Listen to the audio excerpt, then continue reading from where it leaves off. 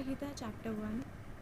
क्या ही धन्य है वह पुरुष जो दुष्टों की युक्ति पर नहीं चलता और न पापियों के मार्ग में खड़ा होता और न ठट्ठा करने वालों की मंडली में बैठता है, परंतु वह तो यहोवा की व्यवस्था से प्रसन्न रहता और उसकी व्यवस्था पर रात दिन ध्यान करता रहता है।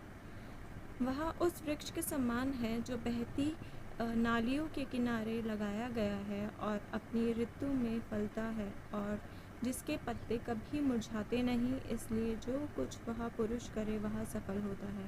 दुष्ट लोग ऐसे नहीं होते, वे उस भूसी के समान होते हैं जो पवन से उड़ाई जाती है। इस कारण दुष्ट लोग अदालत में स्थिर न रह सकेंगे और न पापी धर्मियों की मंडली में ठहरेंगे, क्योंकि वह धर्मियों का मार्ग जानता है, परंतु दुष्टों का मार्ग नष्ट हो जाएगा। चैप्टर 2।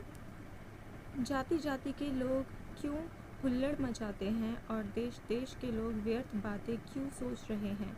यहोवा और उसके अभिषेक के विरोध पृथ्वी के राजा मिलकर और हाकिम आपस में सम्मति करके कहते हैं, आओ हम उनके बंधन तोड़ डालें और उनकी रस्सियों को अपने ऊपर से उतार फेंकें। वह जो स्वर्ग में विराजमान है हंसेगा, प्रभु उनको ठट्टों में उड़ाएगा। तब वह उनसे क्रोध में बातें करेंगे और क्रोध में कहकर उन्हें घबरा देगा। मैं तो अपने ठहराए हुए राजा को अपने पवित्र पर्वत सिय्योन की राजगद्दी पर बैठा चुका हूँ।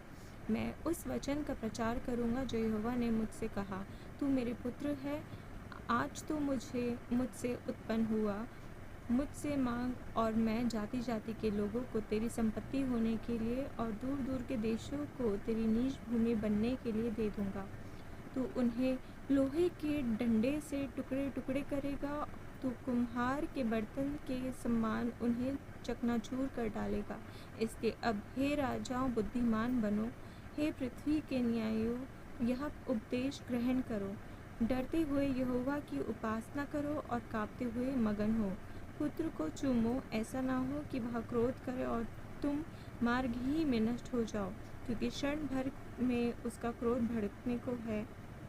धन्य है वे जिसका भरोसा उस पर है। आमीन।